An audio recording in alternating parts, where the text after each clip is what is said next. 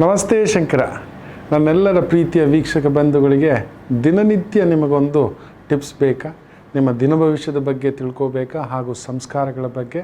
ಹಾಗಾದರೆ ನಮ್ಮ ಕನ್ನಡ ಯೂಟ್ಯೂಬ್ ಚಾನಲನ್ನು ಸಬ್ಸ್ಕ್ರೈಬ್ ಆಗಿ ಅಲ್ಲಿರ್ತಕ್ಕಂಥ ಬೆಲ್ ಬಟನನ್ನು ಒತ್ತಿ ದಿನನಿತ್ಯ ನಿಮಗೊಂದು ಬೆಳಿಗ್ಗೆಯೇ ಶುಭೋದಯದ ಸಮಯದಲ್ಲಿ ಒಂದು ಟಿಪ್ಸ್ ಇರುತ್ತೆ. ಒಳ್ಳೆಯದಾಗಲಿ.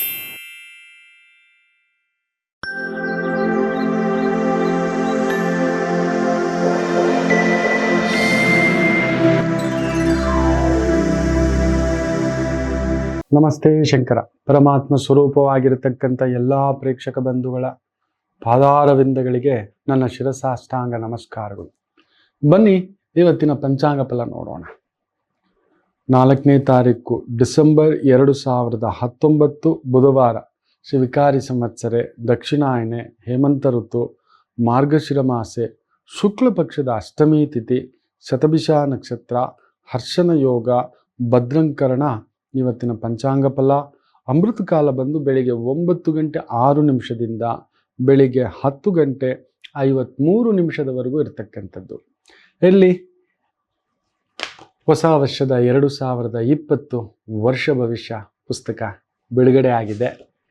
ತುಂಬ ಜನ ಕಮೆಂಟ್ಸ್ ಕೊಡ್ತಿದ್ರಿ, ಯಾವ ಊರಲ್ಲಿ ಸಿಗುತ್ತೆ, ಎಲ್ಲಿ ಸಿಗುತ್ತೆ, ಯಾವ ಪುಸ್ತಕದ. ಎಲ್ಲ ಪುಸ್ತಕದ ಅಂಗಡಿಯಲ್ಲೂ ಸಾಮಾನ್ಯವಾಗಿ ಪುಸ್ತಕದ ಅಂಗಡಿಗಳಲ್ಲಿ ವ್ಯವಸ್ಥೆ ಮಾಡಿಟ್ಟಿದ್ದಾರೆ, ಕೇಳಿ ತರಿಸ್ಕೋಬೋದು. ಕೆಲವೊಂದು ಕಡೆ ಖಾಲಿ ಆಗ್ತಿದೆ, ನಮಗೆ ಸಿಗ್ತಿಲ್ಲ, ಹೋಗಿದ್ವಿ ಅನ್ನತಕ್ಕಂಥ ಮಾತುಗಳೂ ಇದೆ. ಖಂಡಿತ ಸಿಗುತ್ತೆ, ವ್ಯವಸ್ಥೆ ಮಾಡಿಕೊಡತಕ್ಕಂಥದ್ದಾಗುವುದು, ಯೋಚನೆ ಮಾಡಬೇಡಿ. ನೋಡಿ, ಇಲ್ಲಿ ಮುನ್ನುಡಿನಲ್ಲಿ ವಿಶೇಷವಾಗಿ ಬರೆದಿದ್ದೇನೆ. ಜನರು ದಿಢೀರ್ ದುಡ್ಡು ಮಾಡುವ ಆಸೆ ಪ್ರಲೋಭನೆಗೆ ಒಳಗಾಗುತ್ತಾರೆ. ಇದರಿಂದ ದುಡ್ಡು, ನೆಮ್ಮದಿ ಕಳೆದುಕೊಳ್ಳುತ್ತಾರೆ. ಮೊನ್ನೆ ಒಂದೇ ದಿನ ನನ್ನ ಸ್ನೇಹಿತರು ಒಂದು ಫೋನ್ ಬಂದಿದೆ, 3 ಫೋನ್. ಸರ್, ನಿಮಗೆ ನಿಮ್ಮ ಕ್ರೆಡಿಟ್ ಕಾರ್ಡ್ ಮೇಲೆ 4,000 ರೂಪಾಯಿ ಒಂದು ಗಿಫ್ಟ್ ವೋಚರ್ ಬಂದಿದೆ. ಹೇಳಮ್ಮ. ಸೊ ಅದನ್ನು ನೀವು ಎನ್ಕ್ಯಾಶ್ ಮಾಡ್ಕೋಬಹುದು.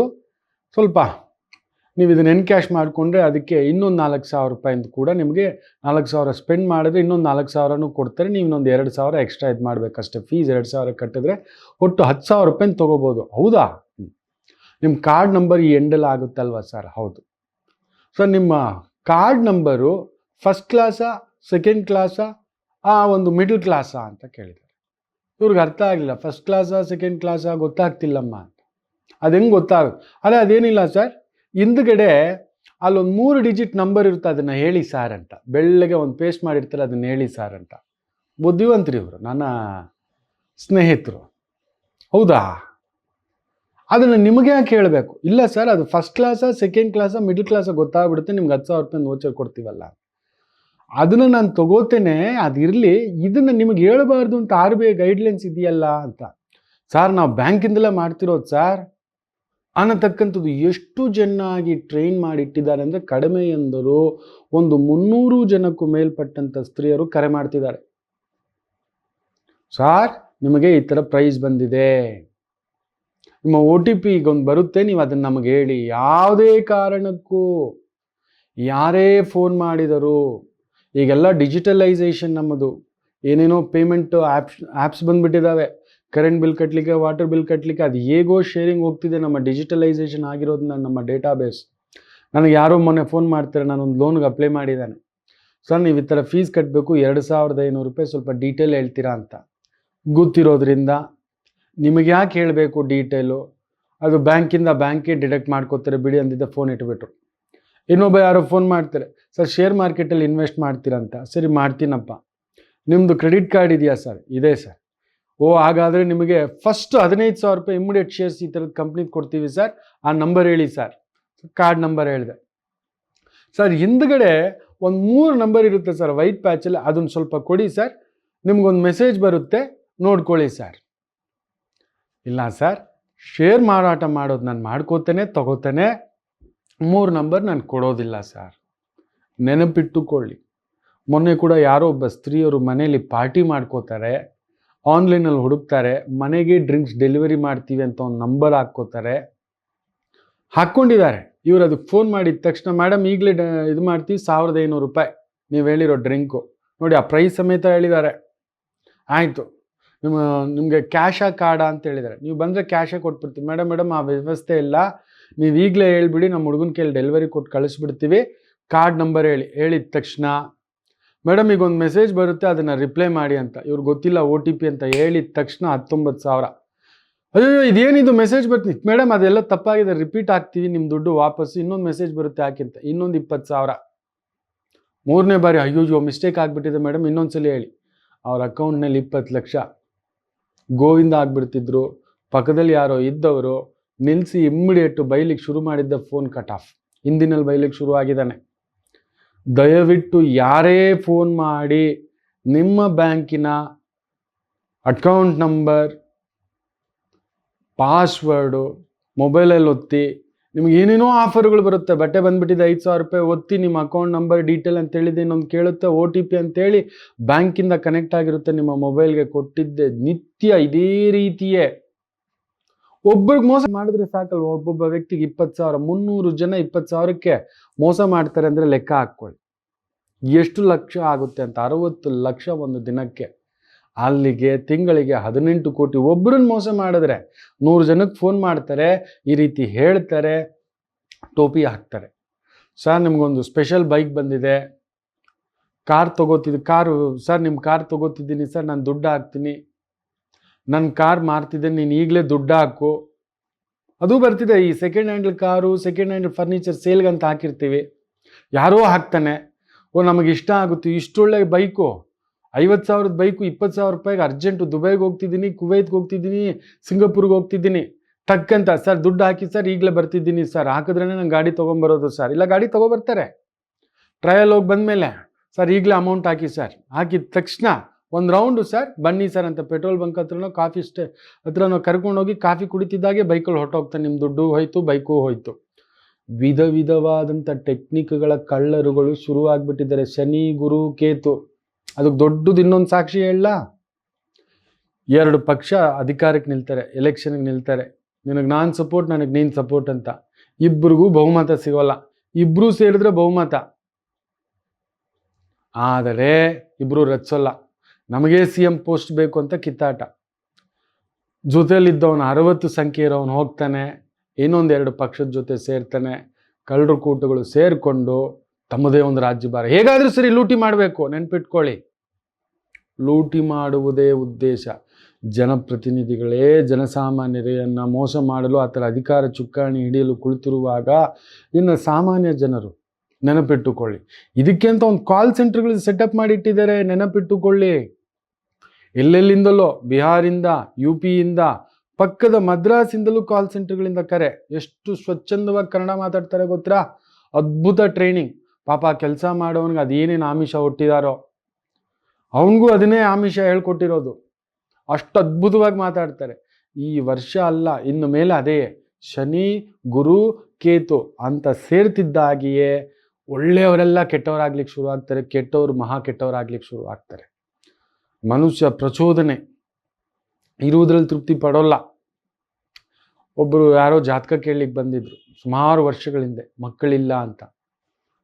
ಧರ್ಮ ನಿಲ್ಲಿಸುತ್ತೆ, ನಿನಗೊಂದು ಮಗುವಾಗುತ್ತೆ, ಗಂಡು ಮಗುವಾಗುತ್ತೆ, ಮಗುವಾಗಿದೆ, ಸುಖಿ ಸಂಸಾರ.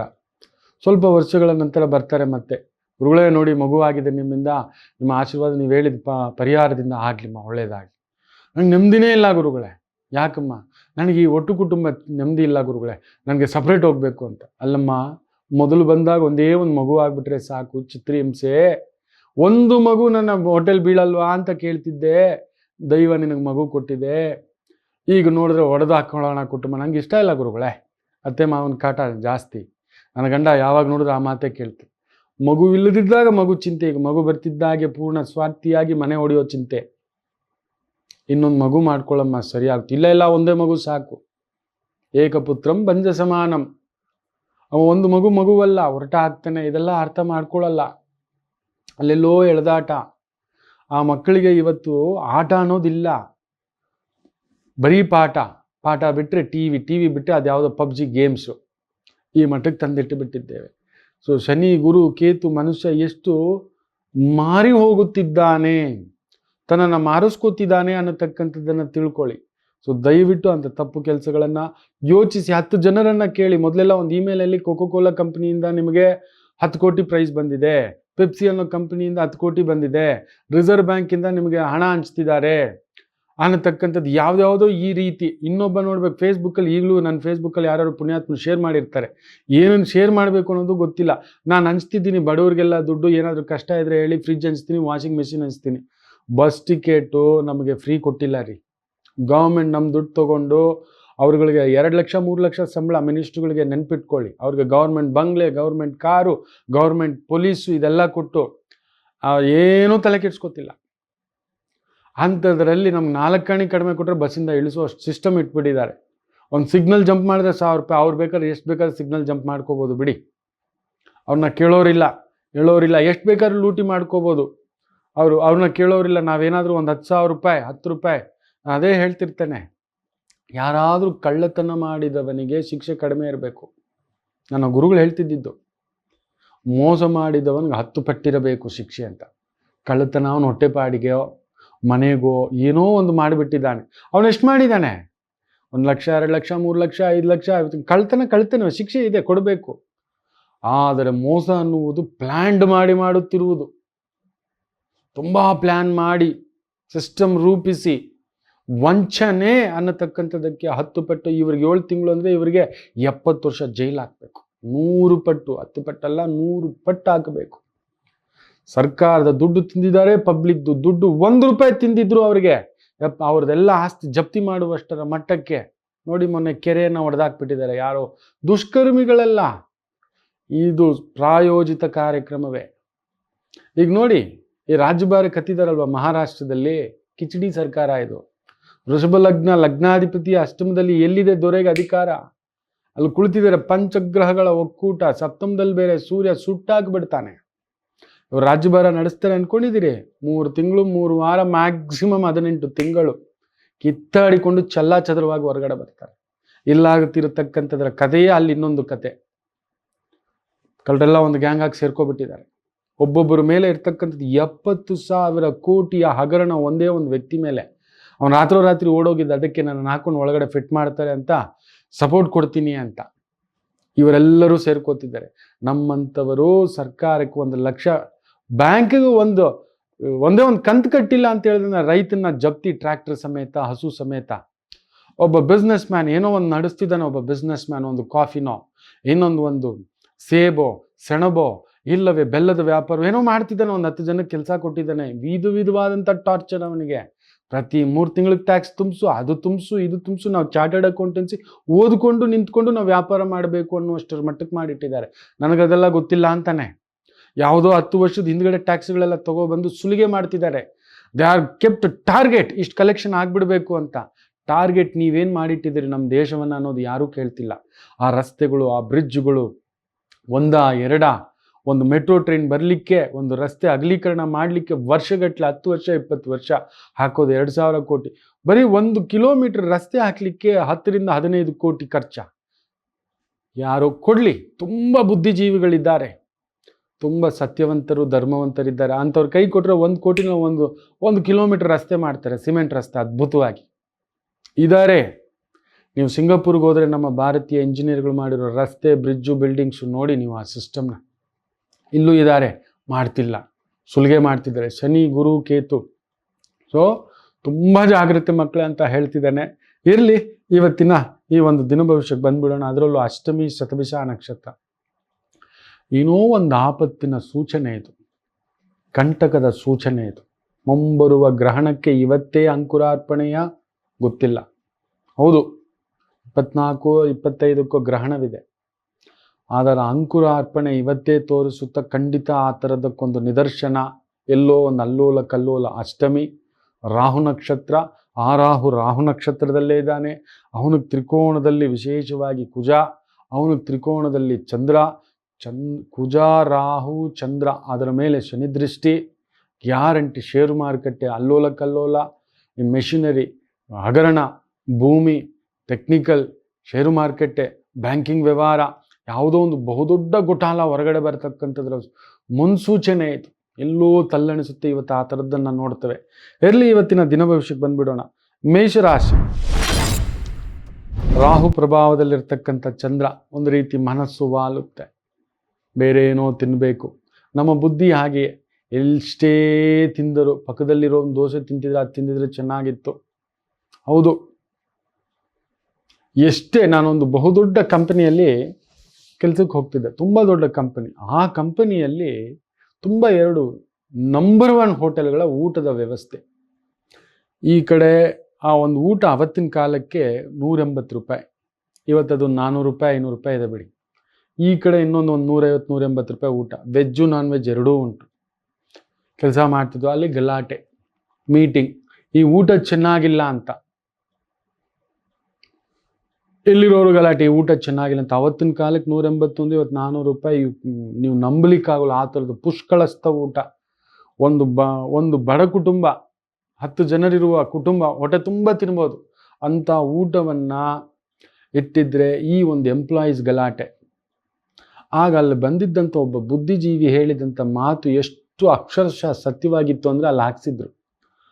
ಅಲ್ಲಿ ನೋಡಿಪ ಅಂತ, ಅಮ್ಮನನ್ನು ಬಿಟ್ಟರೆ ಪ್ರಪಂಚದಲ್ಲಿ ಅತ್ಯಂತ ಮಧುರವಾಗಿ ಅಡಿಗೆಯನ್ನು ಮಾಡಿ ಉಣಬಡಿಸುವ ತಾಯಿ ಪ್ರಪಂಚದಲ್ಲಿ ಇನ್ಯಾರೂ ಇಲ್ಲ, ಯಾರೂ ಮೆಚ್ಚಿಸಲಾರರು ಅನ್ನತಕ್ಕಂಥದ್ದು ಅಲ್ಲಿ ಬೋರ್ಡಲ್ಲಿತ್ತು. ಅಂದರೆ ತಾಯಿ ಮಾತ್ರನೇ. ನೀವು ಎಲ್ಲೇ ಹೋಗಲಿ ಅದು ಒಂದು ಊಟದಲ್ಲಿ ಒಂದು ಹೇಳ್ತಲೇ ಇತ್ತು. ನಾನು ಮುಖ್ಯವಾಗಿ ಹೇಳ್ತಾ ಇರ್ತೇನೆ, ಸೊಪ್ಪು ಸಾರು ಇಟ್ಟುಬಿಟ್ರೆ ನಾನು ರೌದ್ರಾಂಶ ಶುರು ಆಗಿಬಿಟ್ಟಿರುತ್ತೆ. ಅದರಲ್ಲೂ ಭಾನುವಾರ ಮನೆಯಲ್ಲಿದ್ದ ದಿನ ಸೊಪ್ಪು ಅನ್ನುವುದು ಮುಗೀತು. ಅವರು ಕಪ್ಪೆ ನೋಡಮ್ಮ, ಭಾನುವಾರ ಎಲ್ಲರೂ ಸೇರ್ಕೊಂಡಿರೋದೇ, ನನಗೆ ಸೊಪ್ಪು ಇಟ್ಟುಬಿಟ್ಟಿದ್ದಾರಮ್ಮ, ಸೊಪ್ಪಿನ ಪಲ್ಯ ಇಟ್ಟಿದ್ರೆ ಚೆನ್ನಾಗಿತ್ತು, ನನಗೆ ನೋಡಿ ಸೊಪ್ಪು ಸಾರು ಇಟ್ಬಿಟ್ಟಿದ್ದಾರಮ್ಮ, ಅದನ್ನೇ ಹೇಳ್ತಿರ್ತಾನೆ. ಹಾಗೆಯೇ ಬದುಕು ಹಾಗೆ ಇರುವುದನ್ನು ಬಿಟ್ಟು ಇನ್ನೊಂದನ್ನು ಮಾತಾಡ್ತಕ್ಕಂಥದ್ದು. ಇವತ್ತು ಆ ಥರದ ಒಂದು ಪ್ರಭಾವ, ಜಾಗರೂಕತೆ. ವೃಷಭ ರಾಶಿಯವರಿಗೆ ಸ್ವಲ್ಪ ಆ ಕಲಬೆರಕೆ ಆಲೋಚನೆ ಯಾರಾದರೂ ನಿಮ್ಮ ಮೇಲೆಯೂ ಪ್ರಯೋಗ ಮಾಡಬಹುದು. ಆದಷ್ಟು ಇವತ್ತು ಹೊರಗಡೆ ಊಟ ಮಾಡದಿದ್ದರೆ ಒಳ್ಳೆಯದು ಅಂತ ಕೇಳ್ಕೊತಾನೆ. ಫುಡ್ ಇನ್ಫೆಕ್ಷನ್, ವಾಟರ್ ಇನ್ಫೆಕ್ಷನ್ ಏನೋ ಒಂದಿದೆ, ಜಾಗರೂಕತೆ ಮಕ್ಕಳು. ಮಿಥುನ ರಾಶಿ, ದಿಢೀರಂತ ಏನೋ ಒಂಥರ ಉತ್ಸಾಹ, ಏನೋ ಚೈತನ್ಯ, ಏನೋ ಮಾಡಬೇಕು, ಎಕ್ಸಸೈಸು, ವಾಕಿಂಗು, ಫಿಟ್ನೆಸ್ಸು. ರಾಹು ಹಾಗೆ ಪೂರ್ತಿ ಮಲಗಿಸ್ಬಿಡ್ತಾನೆ, ಇಲ್ಲ ದಿಢೀರಂತ ಪ್ರಚೋದನೆ ಮಾಡ್ತಾನೆ. ರಾಹು ತತ್ವವೇ ಹಾಗೆ. ರಾಹು ತತ್ವ ಇರೋರೇ ತುಂಬ ಗಡ್ಡ ಬಿಡೋದು, ತುಂಬ ಕೂದಲು ಬಿಡೋರನ್ನ ರಾಹು ಅಂತೇವೆ, ಗಡ್ಡ ಬಿಡೋರನ್ನ ಕೇತು ಅಂತ ಹೇಳ್ತಾರೆ. ಸೊ ರಾಹು ಕೇತುಗಳ ಮಿಲನ ಆದಾಗ ಈ ರೀತಿ ಇರುತ್ತೆ. ಅದರಲ್ಲೂ ಕುಜರಾಹು ಸಂಧಿ. ಸೊ ನಿಮ್ಮ ಮೇಲಿರುತ್ತೆ, ನಿಮ್ಮವರ ಮೇಲೆ ನೀವು ಅಪವಾದ, ಇಲ್ಲ ನಿಮ್ಮವರೇ ನಿಮ್ಮ ಮೇಲೆ ಅಪವಾದ. ನಿಮ್ಮನ್ನು ಯಾರೂ ನಂಬುವುದಿಲ್ಲ. ಆ ಥರದ ಕೆಲವೊಂದು ಪ್ರಸಂಗಗಳೂ ಉಂಟು. ಜಾಗ್ರತೆ. ಯಾರೋ ತಂತ್ರ, ಕುತಂತ್ರ, ಪ್ರತಿತಂತ್ರ ನಿಮ್ಮನ್ನು ಕೆದಕ್ತಾರೆ, ಪ್ರಚೋದಿಸ್ತಾರೆ. ನಿಮ್ಮ ಹುಳುಕನ್ನು ತೆಗಿಲಿಕ್ಕೋ ಇಲ್ಲ ನಿಮ್ಮ ಕೋಪವನ್ನು ಹೊರಗಡೆ ತೆಗಿಲಿಕ್ಕೋ. ಸುಮ್ಮನೆ ಇದ್ದು ಬಿಡಿ, be happy what ever it is. ಕರ್ಕಾಟಕ ರಾಶಿ, ಸ್ವಲ್ಪ ನಂಬಿಕೆ ದ್ರೋಹ ಆಗತಕ್ಕಂಥ ಪ್ರಸಂಗ. ಯಾರನ್ನೋ ನಂಬಿದ್ದೀರಿ, ಯಾವುದೋ ದುಡ್ಡು ವ್ಯವಹಾರವೋ ಕೊಡೋದೋ ಮಾಡೋದೋ, ಅದರಲ್ಲೂ ಕುಜರಾಹು ಸಂಧಿ, ಭೂಮಿಗೆ ಸಂಬಂಧಪಟ್ಟಂಥದ್ದು, ವ್ಯವಹಾರಕ್ಕೆ ಸಂಬಂಧಪಟ್ಟಂಥದ್ದು, ಅಲ್ಪ ಲಾಭಕ್ಕೆ ಆಸೆ ಪಟ್ಟು ಏನೋ ಒಂದು ಟೋಪಿ ಹಾಕಿಸ್ಕೊಳ್ತಕ್ಕಂಥ ಪ್ರಸಂಗವೂ ಉಂಟು. ನಂಬಬೇಡಿ. ಕರ್ಕಾಟಕ ರಾಶಿಯವ್ರು ಏನು ಗೊತ್ತಾ, ನೀರಿನ ರಾಶಿ, ಮಕ್ಕಳೇ ನೀವು, ತುಂಬ ಮುಗ್ಧರು. ಆದರೆ ನಿಮಗೆ ನೀವೇ ಬುದ್ಧಿವಂತರು ಅಂತಲೂ ಅನ್ಕೋತೀರಿ. ನಿಮಗಿಂತ ದಡ್ಡರಿಲ್ಲ. ಯಾಕೆ ಹೇಳಿ? ನಿಮಗೆ ಬುಧ 12ನೇ ಮನೆಯವನು, ಅವನು ಆ ಥರ ಪ್ರಚೋದನೆ ಮಾಡ್ತಾನೆ. ನಿಮ್ಮ ಕ್ಯಾಲ್ಕುಲೇಷನ್ ನಿಮಗೆ ಕರೆಕ್ಟ್ ಇರುತ್ತೆ, ಬೇರೆಯವ್ರಿಗೆ ವರ್ಕೌಟ್ ಆಗೋಲ್ಲ. ನಿಮಗಂತೂ ವರ್ಕೌಟ್ ಆಗಲ್ಲ, ಅದು ಬೇರೆಯವ್ರಿಗೇ ಲಾಭ. ನದಿ ನೀರು ಏನೇ ಆದರೂ ಕೂಡ ಒಬ್ಬ ತೋಟದವನಿಗೆ ಇನ್ನೊಬ್ಬರಿಗೆ ನದಿಗೆ ಸಹಾಯ ಆಗೋಲ್ಲ. ಆ ಥರದ್ದು ಬುದ್ಧಿ ನಿಮ್ಮದು. ಜಾಗ್ರತೆ. ಇವತ್ತು ಸಿಂಹರಾಶಿ, ವಿಪರೀತ ಬಲ, ವಿಪರೀತ ಅಹಂ, ವಿಪರೀತ ಶಕ್ತಿ. ನನ್ನಿಂದಲೇ ಭಗವಂತ ನಾನು ಅನ್ನುವುದನ್ನು ಕಳಿಸಿರೋದು ಇನ್ನೊಬ್ಬರಿಗೆ ನೆರಳು ಕೊಡುವುದಕ್ಕೆ, ನಮಗೋಸ್ಕರ ಅಲ್ಲ. ಇಷ್ಟು ಶಕ್ತಿ, ಇಷ್ಟು ಬಲ ನೋಡಿ. ತುಂಬ ದೊಡ್ಡ ದೊಡ್ಡ ವ್ಯಕ್ತಿಗಳು ಆ ದುಡ್ಡು, ಆಸ್ತಿ, ಪದವಿ ಬರ್ತಿದ್ದಾಗೆ ಯಾರಿಗೆ ಮಾಡ್ತಾರೆ ಅಂತ ನೋಡಿ, ಯಾರನ್ನ ಪಕ್ಕದಲ್ಲಿ ಇಟ್ಕೋತಾರೆ ನೋಡಿ. ತಮ್ಮ ಏಳಿಗೆಯನ್ನು ಬಯಸ್ತಕ್ಕಂಥವ್ರನ್ನಲ್ಲ, ತಮ್ಮ ಕುಟುಂಬ ಅಂತ ಪಕ್ಕಕ್ಕೆ ಇಟ್ಕೋತಾರೆ. ತಮ್ಮ ಕುಟುಂಬದವರಿಗೆ ಫಸ್ಟು. ಆ ಥರದ್ದೊಂದು ಎಡವಟ್ಟು ಮಾಡ್ಕೊಬಿಡ್ತೀರಿ. ಜಾಗರೂಕತೆ. ಕನ್ಯಾ ರಾಶಿ, ವ್ಯವಹಾರ ಪ್ರಗತಿ, ಎಕ್ಸ್ಪೋರ್ಟ್, ಇಂಪೋರ್ಟ್, ಟ್ರಾವೆಲ್ಸ್, ವೆಹಿಕಲ್ಸ್, ಈ ಸೆನ್ಸು, ಸುಗಂಧ ದ್ರವ್ಯಗಳಿಗೆ ಸಂಬಂಧಿಸಿದ ವ್ಯವಹಾರ, ವ್ಯಾಪಾರ, ಉದ್ಯೋಗದಲ್ಲಿರುವವರಿಗೆ ಅನುಕೂಲ. ತುಲಾ ರಾಶಿ, ಚಂದ್ರ, ರಾಹು, ಕುಜ ನಿಮ್ಮ ಮೇಲೆ ಪ್ರಭಾವದಲ್ಲಿದ್ದಾರೆ. ಇವತ್ತು ಅದರ ಪ್ರಭಾವ ಉಂಟು. ಒಂದು ತೀರಾ ಒಳ್ಳೆತನ, ಇಲ್ಲ ತೀರಾ ಕೆಟ್ಟದು. ಏನೋ ಒಂದು ಬಡಿಯುವುದರ ಸೂಚನೆ ಇದು. ಏನೋ ಬಡಿಯುತ್ತೆ. ತುಂಬ ಒಳ್ಳೆಯದಾಗಿದೆ ಅಂದರೆ ಸ್ವಲ್ಪ ಎಚ್ಚರಿಕೆಯಿಂದ ಇರಿ, ಸ್ವಲ್ಪ ಕೆಟ್ಟದಾಗಿದೆ ಅಂದರೆ ಸ್ವಲ್ಪ ನಿರ್ಭೀತಿಯಿಂದ ಇರಿ. ಆಯಿತು ಬಿಡು, ದಾಟ್ಕೊಂಡಿದ್ದೀನಿ. ನರಸಿಂಹರ ಅನುಷ್ಠಾನ ಅಷ್ಟಮಿ ಬೇರೆ ಇವತ್ತು. ಆಯಿತು ಅಂದರೆ ಹೋಗಿ ನರಸಿಂಹರಿಗೊಂದು ದೀಪ, ಎಣ್ಣೆ, ದರ್ಶನ, ಅರ್ಚನ, ಪಾದ ಸೇವನ ಮಾಡ್ಕೊಂಡು ಬನ್ನಿ, ಒಳ್ಳೆಯದಾಗುತ್ತೆ. ವೃಶ್ಚಿಕ ರಾಶಿ, ರಾಹು ಅಷ್ಟಮದಲ್ಲಿ, ರಾಹು ಪ್ರಭಾವದಲ್ಲಿ ಚಂದ್ರ. ಸ್ವಲ್ಪ ಮಂಕು. ಯಾವ ಕೆಲಸ ಮಾಡಬಾರ್ದು ಆ ಕೆಲಸ ಮಾಡಬೇಕು.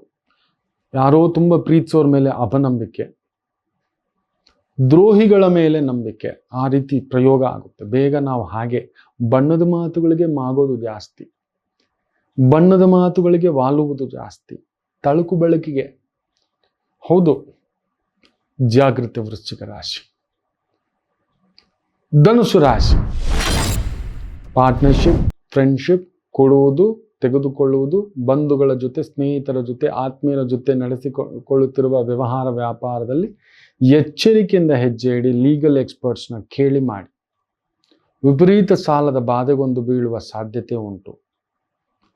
ಮಕರ ರಾಶಿ, ಕುಟುಂಬದಲ್ಲೊಂದು ಎಡವಟ್ಟಿದ್ದರೆ ಉದ್ಯೋಗ ಪ್ರಗತಿ, ಉದ್ಯೋಗದಲ್ಲೊಂದು ಎಳೆದಾಟವಿದ್ದರೆ ಕುಟುಂಬ ವಿಚಾರದಲ್ಲೊಂದು ಸುಖವೃದ್ಧಿ. ಇದನ್ನು ಕೇಳ್ತೀವಿ. ಅಂದರೆ ಒಂಚೂರು ಬೇವು ಒಂಚೂರು ಬೆಲ್ಲ ಅನ್ನೋ ರೀತಿ. ಕುಂಭರಾಶಿ, ತಟಸ್ಥ, ಏನೋ ತಳಮಳ, ಏನೋ ಆತಂಕ, ಯಾವುದೋ ಬೇಗುದಿ, ನಿಮಗೆ ಯಾವಾಗಲೂ ಇದ್ದಿದ್ದೆ. ಕುಂಭರಾಶಿಯವರು ಕೊಡ ತುಂಬಿದ್ದೆಲ್ಲಿ ಅಂತ ಕೇಳ್ತಾರೆ. ಆ ರೀತಿ ಇವತ್ತಿನ ಭಾವ. ಸ್ಥಿತಪ್ರಜ್ಞರಾಗಿದ್ದು ಬಿಡಿ. ಬಿಟ್ಟು ಕೊಡಬೇಕು. ಕೆಲವೊಂದು ಸಮಯ ಒಳ್ಳೆಯದನ್ನು ಹೋಗಿ ಬದುಕೋ, ಕೆಲವೊಂದು ಸಮಯ ಕೆಟ್ಟದ್ದನ್ನು ಹೋಗಪ್ಪ, ಚೆನ್ನಾಗಿರೋ ಹೋಗಪ್ಪ. ತೀರಾ ಒಳ್ಳೆಯವರಾದ್ರೂ ಕಷ್ಟ, ತೀರಾ ಕೆಟ್ಟವರಾದರೂ ಕಷ್ಟ, ಎರಡೂ ಆಗಬೇಡಿ. ಮೀನರಾಶಿ, ಸ್ವಲ್ಪ ಪ್ರಯಾಣ ಜಾಗ್ರತೆ. ಪ್ರಯಾಣ ಹೋಗ್ಬೋದು, ತೊಂದರೆ ಇಲ್ಲ.